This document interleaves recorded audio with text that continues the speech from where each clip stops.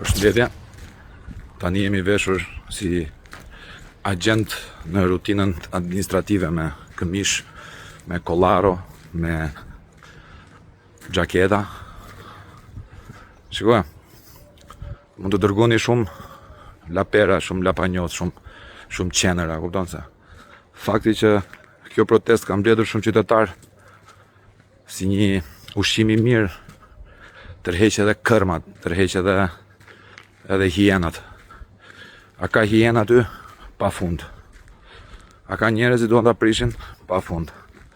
Por aty kam shumë njerëz që duan Shqipërinë dhe që i kanë anashkaluar të gjithë problemet e veta. Ja t'ju them një rast.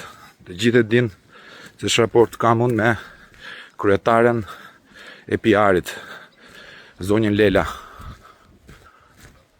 Juve dini neverin patologjike që kam. Por nuk e lejoj këtë lloj neverie patologjike të prevalojë mbi qëllimin e asaj proteste. Kështu që edhe kur pret rrugën Lela para meja aty, as një lloj reagimi.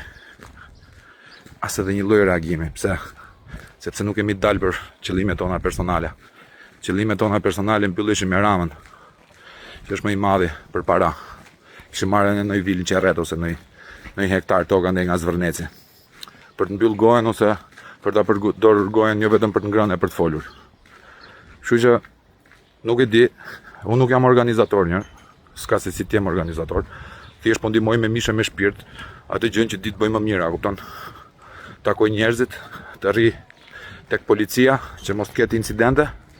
Dhe një gjë për policinë, super komplimente dhe një përqafim shumë i madh për gjithë ata zotrinjt, zonjat që na rrinë aty me neve, nuk na provokojnë dhe na respektojnë.